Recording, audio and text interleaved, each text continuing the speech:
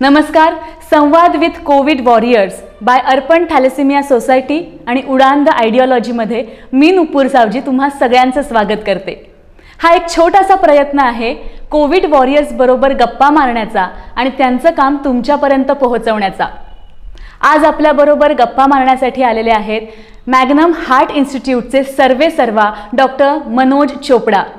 नमस्कार सर. नमस्कार sir. Healthy heart leads to healthy life, पण नक्की हेल्दी हार्ट म्हणजे काय? हेल्दी हार्ट आपल्या प्रत्येकाला वाटतं की आपलं हार्ट हेल्दी असावं.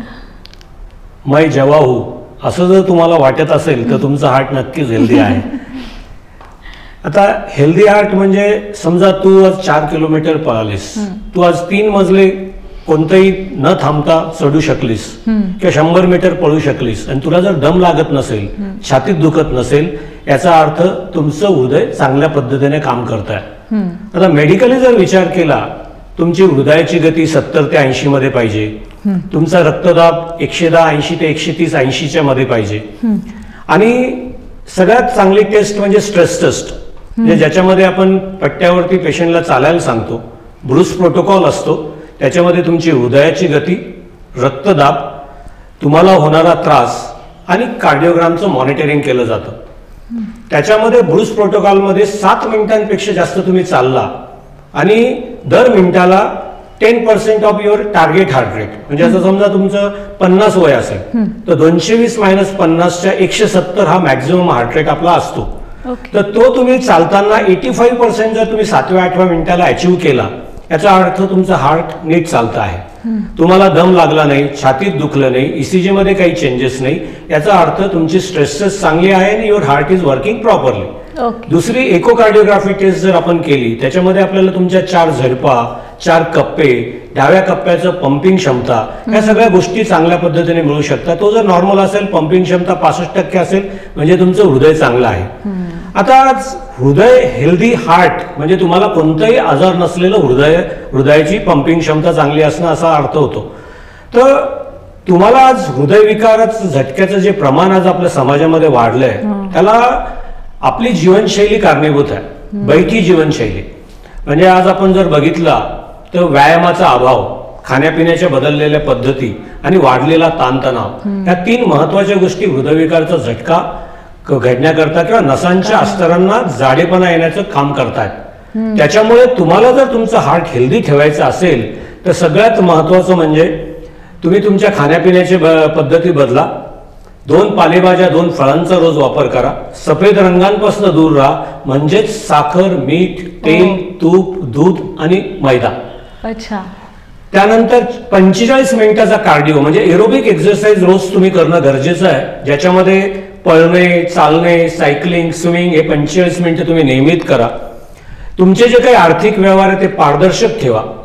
तुमचे जे काही कुटुंब, मित्रपरिवार, तुम्ही जिथं काम करता तिथले कर्मचारी, या सर्वांबरोबर तुमचे संबंध निकोपाचे ठेवा.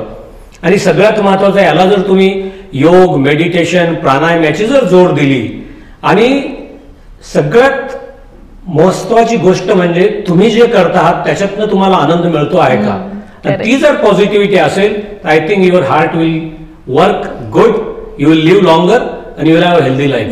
थँक्यू. म्हणजे मला असं वाटतं की आता यापुढे हेल्दी हार्ट माझं असेल, कारण मी या सगळ्या गोष्टी हो, आता तू माझ्याबरोबर हात पण मिळवलाय, त्याच्यामुळे काही प्रॉब्लेम नाही. Yes yes yes. सर, तुम्ही आता जर आपण या कोरोनाचा या सिच्युएशनचं जर आपण बघितलं तर कित्येक तुम्ही प्लॅन्ड अनप्लॅन्ड सर्जरीज केल्या असतील, तर त्याबद्दल काय सांगाल? किंवा पेशंट जे तुमच्याकडे येतात तेव्हा त्यांना तुम्ही रिलॅक्स होण्यासाठी किंवा शांत राहण्यासाठी कशा पद्धतीने डील करता त्यांच्याबरोबर? याच्यामध्ये माझ्या मते कनेक्शन, म्हणजे how you connect with the patients and relatives, that is the most important thing. आता कोरोना काळाचा जर विचार केला, लॉकडाऊन टू आतापर्यंतचा हा पिरियड 5 ते 6 महिने जर समजा आपण गेला एप्रिल महिन्यापासून, एप्रिल मे महिन्यामध्ये माझ्या मते लॉकडाऊन असल्यामुळे सगळ्यात मोठा प्रॉब्लेम झाला transport and reaching to the hospitals. लॉकडाऊनमुळे रुग्णांना त्रास जरी झाला तरी ते हॉस्पिटलपर्यंत पोहोचू शकत नव्हते. ते फोन करायचे, अशा काळात त्यांना ॲम्ब्युलन्स सर्व्हिस उपलब्ध करून देणे किंवा कोणत्या पद्धतीने हॉस्पिटलला ते पोहोचू शकतील याचा विचार करावा लागला. कारण की बऱ्याचशा रुग्णांना त्रास होत होता, पण लॉकडाऊनमुळे त्यांनी तो अंगावरती काढला. जेव्हा ते आमच्यापर्यंत पोहोचले ते उशिरा पोहोचले, हे प्रॉब्लेम्स फार जास्त आले. आजही लोकांना फार भीती आहे की अरे तुमच्याकडे करोना पेशंट्स आहेत किंवा तुमच्याकडे आम्ही आलो, तुम्हाला करोना होण्याची शक्यता आहे, त्याच्यामुळे लोक रुग्णालयात यायला घाबरतात. तर याच्यामध्ये मी 2-3 गोष्टी असं सांगेल की मागच्या 5 ते 6 महिन्यामध्ये कोविड, नॉन कोविड हे दोन्ही प्रकारचं काम आम्ही करतो आहोत. तू जर मला विचारलं तर ॲज अ कार्डिओलॉजिस्ट माझ्याकडे इमर्जन्सी पेशंट्स असतात, हार्ट अटॅक आलेला आहे, छातीत दुखतं, इमर्जन्सी रात्री बेरात्री पोहोचतात, तर आम्ही त्याच पद्धतीने काम करतोय जे प्री कोविड करत होतो. म्हणजे आजही पेशंट जर आला आमच्याजवळ, हृदयविकारचा झटका आहे, त्याला रक्त पातळ करायचं इंजेक्शन द्या, त्याला जर त्याच्यातनं ECG सेटल झाला, चांगलं वाटलं तर 6 ते 24 तासात आम्ही अँजिओ करायची ती कोविडची टेस्ट करून 12 ते 24 तासानंतर करतोय. आणि अँजिओग्राफी समजा ब्लॉक सापडला त्याची इमिजिएट अँजिओप्लास्टी करणं, अशा पद्धतीने काम आजही आम्ही व्यवस्थित करतो आहोत. आणि हो, ते काम कमी आहे नेहमीपेक्षा, पण still we are doing all that work and my staff is really cooperating with us and doing the work. याच्यामध्ये प्लॅन्ड आणि अनप्लॅन्ड, माझ्या मते आज इमर्जन्सी वर्क जास्त आहे, प्लॅन्ड वर्क कमी आहे. आणि आज तू जर मला विचारलं की कोविड, नॉन कोविड 2 वॉर्ड्स आहेत, तर कोविड पूर्णपणे सेग्रिगेट केलंय, आयसोलेट केलंय, तिथे जी काम करणारी टीम आहे ती पूर्णपणे वेगळी आहे, नॉन कोविडमध्ये काम करणारी पूर्णपणे टीम वेगळी आहे. आणि पेशंट किंवा रुग्ण OPD पासून शेवटपर्यंत त्याला पूर्णपणे ग्रे झोन, ग्रीन झोन आणि रेड झोन असे 3 झोन्स डिवाइड केले. आल्यानंतर पेशंट कोविड सस्पेक्ट, कारण की हृदयविकारचा झटका, पक्षवाताचा झटका किंवा कोणतीही पायात गुठळी तयार झाली अशा रुग्णांमध्ये कोविड पॉझिटिव्ह ते येत आहेत. त्याच्यामुळे we need to take lot of care. आणि आजही मग त्याच्याकरता स्टाफचं ट्रेनिंग महत्वाचं ठरलं. त्याच्यामध्ये बेसिकली त्यांनी PPE किट कसं वापरायचं आहे, स्वतःची काळजी घेऊन पेशंटची कशी काळजी घ्यायची आहे, अशा सगळ्या बऱ्याच टास्कमध्ये काम करावं लागलं. आणि सगळ्यात महत्वाचं म्हणजे नातेवाईक, रुग्ण, स्टाफ ह्या सगळ्यांमध्ये असलेला ताण, की अरे ह्या सगळ्या गोष्टी करताना मला जर काही इन्फेक्शन झालं तर काय. तर अशा सगळ्या गोष्टींना त्यांच्याशी मी जसं बोललो की communication, you need to talk to them, you need to convince them, अरे काही प्रॉब्लेम नाही येणार, आपण हे करतोच आहोत, हे रुग्ण तुझ्या बाजूला आहे, त्यांना आपण अँजिओप्लास्टी केली, चांगला झालाय, अशा पद्धतीने बोलतं करत आणि त्यांच्यात कॉन्फिडन्स डेव्हलप करून we are trying to work. आणि it's really difficult job for hospitals, doctors.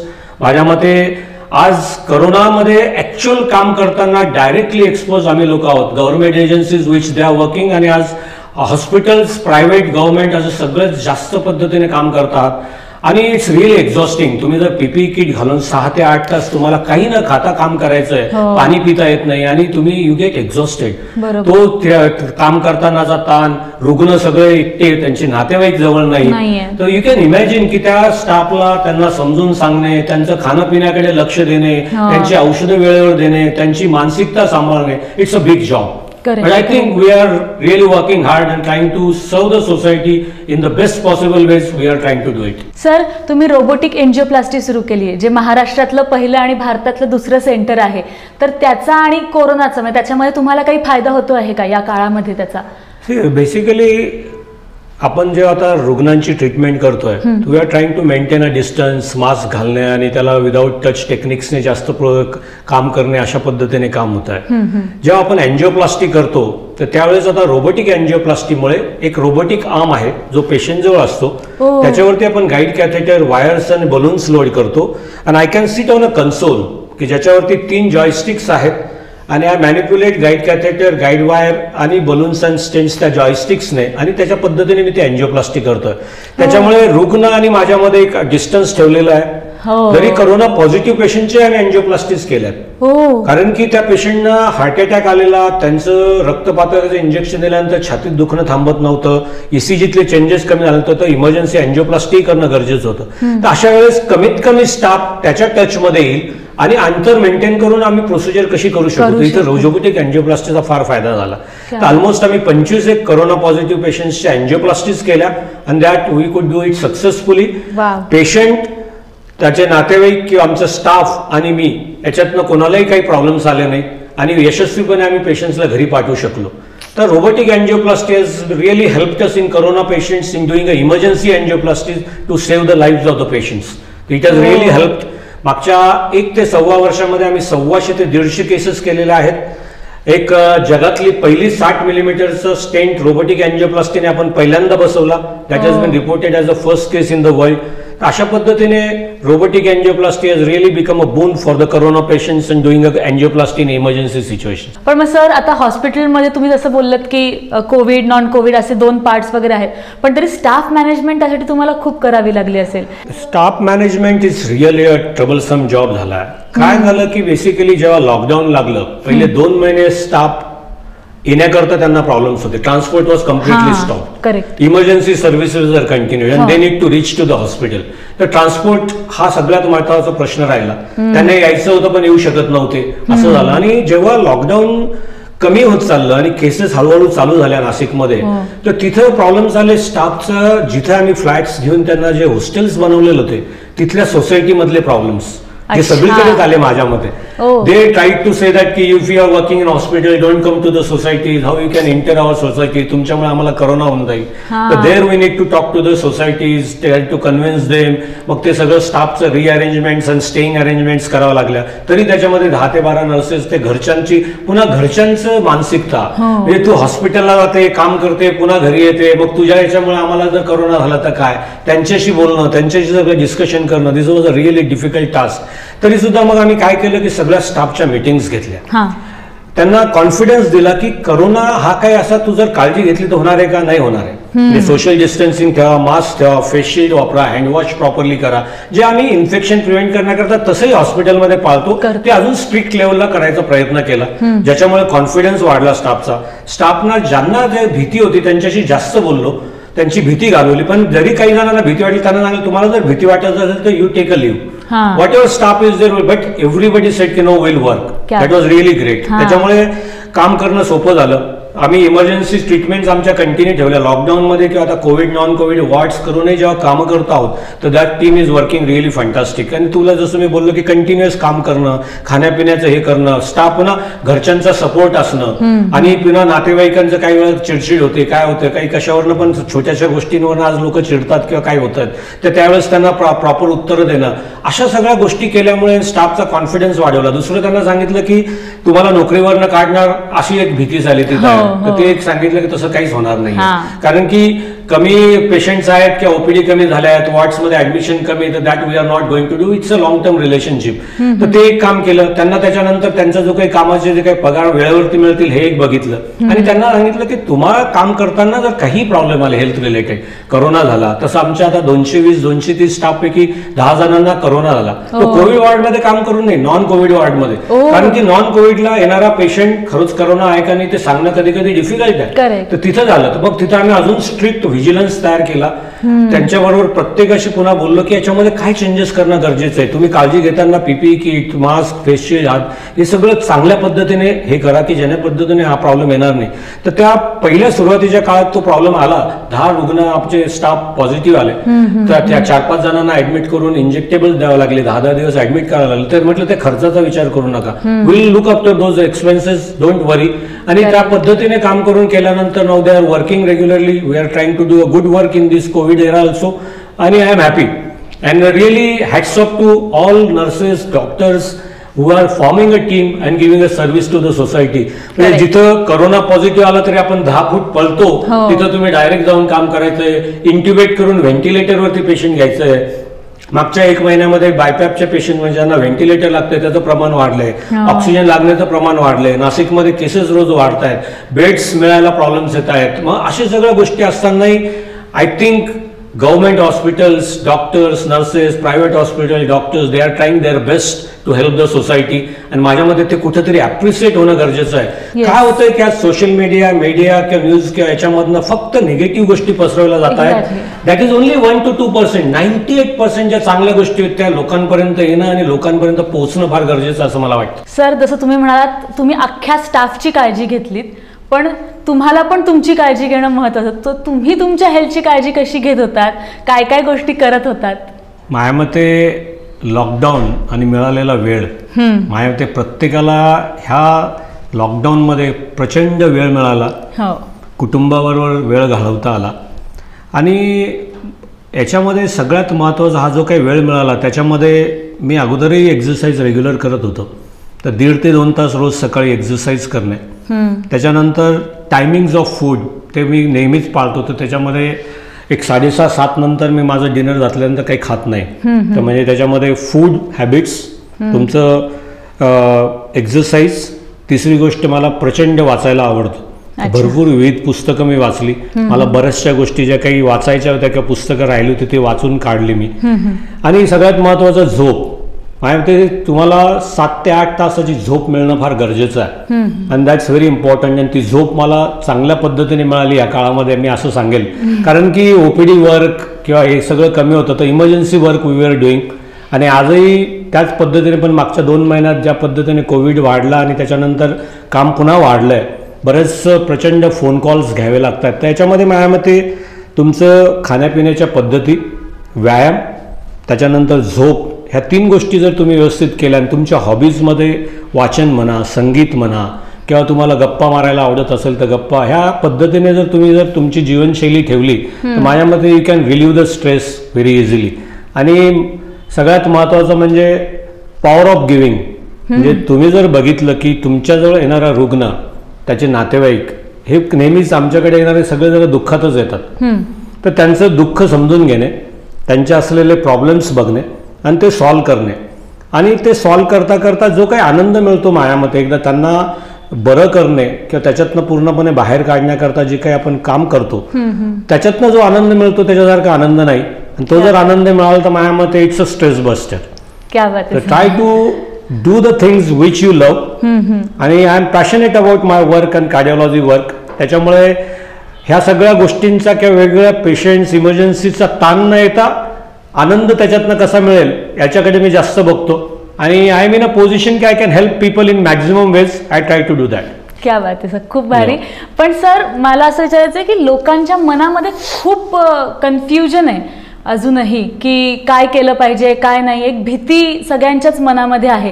तर त्यासाठी तुम्ही काय सांगता? आता करोनाबद्दल जेव्हापासून आला तेव्हापासून माझ्या मते भीती हा शब्द फारच महत्वाचा तयार झाला. एव्हरीबडी इज अफ्रेड की अरे मला झालं तर काय. पण लकीली जर आपण बघितलं की अमेरिका, इटली किंवा युरोपियन कंट्रीजपेक्षा भारतामध्ये डेथ रेट फार कमी राहिला. म्हणजे आता जरी लॉकडाऊन निघाल्यानंतर केसेस वाढत आहेत, तसं जरी विचार केला तर 100 पेशंट मागे आपण जर बघितलं तर 85 ते 90% लोकांना असिम्टमॅटिक आहे किंवा माइल्ड प्रॉब्लेम आहे. 10% लोकांना एकदम कमी सिम्टम्स आहे, सर्दी पडसं झालं आणि असंच त्यांना काही त्रास नाही आहे. राहिलेल्या 5% तुम्हाला मॉडरेट टू सिव्हिअर डिसीज, म्हणजे जिथे तुम्हाला खोकला वाढतोय, दम लागतोय, तुम्हाला ऍडमिट होण्याची गरज असू शकते किंवा ऑक्सिजन आणि व्हेंटिलेटर 1 ते 2% लागू शकतात. पण मॉर्टॅलिटीचा जर विचार केला तर माझ्या मते आपण आकडेवारीकडे कसं बघतोय फार महत्वाचं आहे. म्हणजे आता 130 कोटीची लोकसंख्या आणि आतापर्यंत फक्त 60,000 मृत्यू. म्हणजे तू जर ते बघितलं तर इट्स अ पॉइंट नॉट काहीतरी. म्हणजे आता जेव्हा त्याच्यात जर आपण बघितलं की आज आता मागच्या 15 दिवसात रोज 1 लाख लोक आपल्याकडे भारतात येतात किंवा महाराष्ट्र इज मोस्ट अफेक्टेड, त्याच्यात नाशिक, पुणे, मुंबई आहे. पण तू जर विचार केला प्रत्येक गोष्टींचा तर लागणारं हॉस्पिटलायझेशन, तुम्हाला लागणारं ऑक्सिजन किंवा वायपॅक याचं प्रमाण फार कमी आहे आणि मृत्यूदर फार कमी आहे. तर त्याच्यामुळे तुम्ही घाबरून जाऊ नका. याच्यामध्ये जो सोशल मीडिया, व्हॉट्सअप युनिव्हर्सिटी आणि मीडिया यांच्याकडनं जी योग्य माहिती पोहोचायला पाहिजे ती नाही होत आहे. आता तू जर विचार केला पण करोना प्रिव्हेंट करण्याकरता काय गोष्टी कराव्या लागतात, तुमचं तोंड, नाक, डोळे यांच्यातनं करोनाचा व्हायरस तुमच्यापर्यंत आतमध्ये जाऊ शकतो. तर तो प्रिव्हेंट करण्याकरता काय करतोय आपण, मास्क घालतोय. तर त्याच पद्धतीने तुमच्यापर्यंत जी माहिती पोहोचते ती माहिती योग्य आहे का नाही याचा विचार करणं गरजेचं आहे. याच्यामध्ये तज्ज्ञाचा सल्ला सगळ्यात महत्वाचा. व्हॉट्सअप युनिव्हर्सिटीतनं तयार झालेल्या तज्ज्ञांचा सल्ला महत्वाचा नाही. आणि आपण महाराष्ट्रीयन लोकांना नाक खुपसायची फार सवय, तर तो नाकाला तुम्ही मास्क घालून प्रिव्हेंट करा पण तो खुपसू नका कुठे. आणि ऐकीव माहिती म्हणजे तुमच्या कानापर्यंत जी माहिती पोहोचते आहे ती कन्फर्म करून घ्या की खरंच योग्य आहे का नाही. तर माझ्या मते याच्यामुळे भीती, गैरसमज दूर होतील. आणि माझ्या मते अजिबात भीती बाळगू नका. सगळ्यात महत्वाचं म्हणजे तुम्हाला त्रास झाल्यानंतर तात्काळ तुमच्या डॉक्टरांपर्यंत पोहोचा की जेणेकरून निदान लवकर होईल. आणि जर तुम्हाला काही प्रॉब्लेम्स असतील तर त्याचे उपचार लवकर होतील, हे आपण नेहमीच सांगतो. आता काय झालं की जसं मी बोललो की करोना काळामध्ये किंवा लॉकडाऊनमध्ये छातीत दुखलं, दम लागला किंवा तुमची ऍसिडिटी फार वाढली, हार्ट अटॅकची लक्षणं आहेत पण तुम्ही टाळतात, ते करू नका. कारण तुम्ही तुमच्या जीवाशी खेळतात. तर तुम्हाला ताप आलाय, अंग दुखून येतंय, सर्दी पडसं झालंय, तुम्हाला दम लागतोय किंवा खोकला येतोय तर त्वरित उपचार करा. पहिल्या 5 ते 7 दिवसात ते निदान व्यवस्थित होऊन ट्रीटमेंट जर चालू झाली तर त्याच्यामधनं तो आजार बळावणार नाही आणि तुम्हाला कोणतीही गुंतागुंत न होता तुम्ही चांगले व्हाल. त्याच्यामुळे वेळ महत्वाचा आहे. गैरसमजुती किंवा भीती न बाळगता तज्ज्ञांचा सल्ला घ्या आणि तज्ज्ञांच्या सल्ल्याप्रमाणे वागा असंच मी सांगू इच्छित. So what is long Covid? Basically तुम्ही जर कोरोनाचा नॅचरल हिस्ट्री जर बघितली तर इन्क्युबेशन पिरियड 5 ते 7 दिवसाचा आहे. त्याच्यानंतर तुम्हाला ताप, खोकला, अंगदुखी वगैरे चालू होईल. त्याच्यानंतर 7 ते 14 दिवस that will be a mild form. पण 14 ते 21 दिवसांमध्ये न्यूमोनिया झाला असेल तर त्याचं प्रमाण वाढतं. ऑक्सिजन किंवा वायपॅप व्हेंटिलेटर किंवा व्हेंटिलेटर लागू शकतो. तर ज्या रुग्णांमध्ये HRCT म्हणजे सिटी स्कॅन केलं त्याच्यामध्ये जर स्कोर 20 पेक्षा जास्त असेल, ज्या रुग्णांना बायपॅप किंवा व्हेंटिलेटर्स लागलेले आहेत किंवा ऑक्सिजन जास्त दिवस द्यावं लागलंय अशा रुग्णांमध्ये 3 आठवड्यानंतर सुद्धा लंग्सला आता बेसिकली कोरोनाचा जो न्यूमोनिया आहे तो बाकी न्यूमोनियापेक्षा वेगळा आहे. काय होतं की न्यूमोनायटिस जो तयार होतो तो बेसिकली रक्ताच्या गुठळ्या तयार होतात छोट्या मोठ्या वेसल्समध्ये, त्या लंग्स इंजुरी तयार करतात. त्याच्यानंतर व्हायरस जो सेलमध्ये पेशींच्या आतमध्ये जातो तर पेशी फुटतात. त्याच्यामुळे सेल्युलर पार्टिकल्स आणि पेशी फुटल्यामुळे आयर्न रिलीज, त्याचा फेरिटीन जे वाढलेलं बघतो आपण, हे झाल्यानंतर इंजुरी होते लंग्सला आणि त्याच्यामुळे न्यूमोनिया तयार होतो. त्याच्याकरता रक्त पातळ करायचे इंजेक्शन्स, इन्फ्लमेशन कमी करणारे इंजेक्शन्स आणि अँटीबायोटिक्स आणि त्याच्याबरोबर लागणारा ऑक्सिजन आणि बायपॅप व्हेंटिलेटर्स आपल्याला वापरावे लागतात. तर याच्यातल्या काही रुग्णांमध्ये 3 ते 4 आठवड्यानंतर सुद्धा लंग्सला जे इंजुरीज होते तिथं फायब्रोसिस तयार होतं. म्हणजे तिथले लंग इंजुरी आणि त्याच्यामुळे त्यांना परसिस्टंट दम लागणे, ऑक्सिजन कमी राहणे किंवा 6 ते 8 आठवड्यापर्यंत ऑक्सिजन थेरपी घरी किंवा आयसोलेशन सेंटरला किंवा हॉस्पिटलमध्ये करावी लागणे, अशा याच्यामध्ये ते लॉंग कोविड आहे. तर त्याच्यामुळे वेळीत उपचार, लगेच लक्षणं आल्याला त्वरित डॉक्टरला दाखवणे आणि डिलेड सिम्पटम्स राहिले तर त्याच्याकरता योग्य उपचार घेणं महत्वाचं ठरतं. त्याच्याकरता स्टिरॉइड्स वापरले जातात सेकंड किंवा थर्ड स्टेजमध्ये, ज्याच्याने तुमचं फायब्रोसिस कमी व्हायला मदत होते, इन्फ्लमेशन कमी व्हायला मदत होते. तर त्याच्यामुळे तुमच्या तज्ज्ञ डॉक्टरांचा सल्ला आणि त्या पद्धतीने जर उपचार केले तर लॉंग कोविडमधनं कॉम्प्लिकेशन्स कमी होण्याची शक्यता आहे. अच्छा, हो. ओके. म्हणजे प्रत्येकालाच काही टेन्शन घ्यायचं काही गरज नाही. सिव्हिअर फॉर्म ऑफ डिसीज जे सेल्युलर सायको, आपण जे सायटोकाईन स्टॉर्म मी जे बोललो की बा पेशी रप्चर होऊन त्याच्यातल्या पार्टिकल्स आणि फेरिटीनमुळे होतं, रक्ताच्या गुठळ्या जास्त प्रमाणात होऊन इंजुरी जास्त झाली, अशाच रुग्णांमध्ये त्यांनाच लॉंग कोविडचे प्रॉब्लेम्स येणार. अदरवाईज एक 15 दिवसांकरता विकनेस, फटिगॅबिलिटी राहते, ती कोणत्याही व्हायरल इन्फेक्शन नंतर राहते. आणि नॅचरली तुम्ही जर प्रॉपर फूड, प्रॉपर रेस्ट आणि लिक्विड्स घेतले तर त्याच्यातने तुम्ही व्यवस्थित क्युअर होऊ शकता. ओके सर, आता लोक आधी बाहेर जाऊन ब्लड डोनेट करत होते, पण आता हॉस्पिटल्समध्ये जायलाच लोक घाबरत आहेत. त्यामुळे लोकांचं बाहेर पडून ब्लड डोनेशनचं प्रमाण कमी झालेलं आहे. त्यामुळे त्या लोकांना तुम्ही काय सांगाल किंवा बाकी लोकांना पण ब्लड डोनेशन बद्दल काय सांगाल किंवा प्लाझ्मा? आता माझ्या मते आपण जर विचार केला की जसं मी बोललो की डोनेशन कोणत्याही फॉर्ममध्ये जर तुम्ही कोणाला मदत करू शकला तर ती मदत सगळ्यात चांगली. म्हणजे आपण जर बोललो किंवा डोनेशन, मग तुझ्याजवळ वेळ असेल तू वेळ दे, तुझ्याजवळ काही नॉलेज असेल ते नॉलेज शेअर करा. पण सगळ्यात महत्त्वाचं म्हणजे आपल्या शरीरातनं जे रक्त तयार होतं ते 300 मिली ब्लड डोनेशन आपण करतो. पण त्याच्यानी कोणाचा ऍक्सिडेंट झालाय, कोणाला सर्जरी लागते किंवा कोणाला जर लागणार असेल तर त्याचा जो काही बेनिफिट आहे तो ट्रिमेंडस आहे. त्याच्यामुळे ह्या लॉकडाऊन पिरियडमध्ये ट्रान्सपोर्ट आणि हे सगळं अफेक्ट झाल्यामुळे किंवा भीतीमुळे ब्लड डोनेशन्स माझ्यामध्ये मागच्या 3-4 महिन्यात फार कमी झालं. पण मागच्या 2 महिन्यांमध्ये कोविडमध्ये एक चांगली गोष्ट काय आली की ज्यांना कोविड झालाय आणि त्यांच्या 42 दिवसानंतर जर शरीरामध्ये अँटीबॉडीज तयार झालेल्या आहेत तर त्यांचा प्लाझ्मा ज्या पेशंटला मॉडरेट टू सिव्हिअर डिसीज आहे त्याच्यामध्ये जर वापरला तर फायदा होतो आणि इन्फेक्शन कंट्रोलमध्ये असे रिपोर्ट्स आपल्याकडे आले. त्याच्यामुळे लोक स्वतःहून विचारायला लागले की सर आम्हाला ब्लड डोनेट करायचं का, की आमचा प्लाझ्मा कोणाला वापरता येईल का. हा एक बदल मी मागच्या 2 महिन्यांमध्ये बघितला. आणि काही पेशंट्समध्ये मागच्या 15 ते 20 दिवसात आम्ही 3 ते 4 पेशंट्समध्ये प्लाझ्मा थेरपी पण वापरली, जिथं सगळे औषधं वापरले मॉडरेट टू सिव्हिअर डिसीज असल्यानंतर. तर अर्पणमधनंच आम्हाला त्याच्याकरता प्लाझ्मा मिळाला, तो आम्ही पेशंट्समध्ये वापरला आहे आणि त्या पेशंट्समधली इम्प्रूव्हमेंट पण काही प्रमाणात दिसले.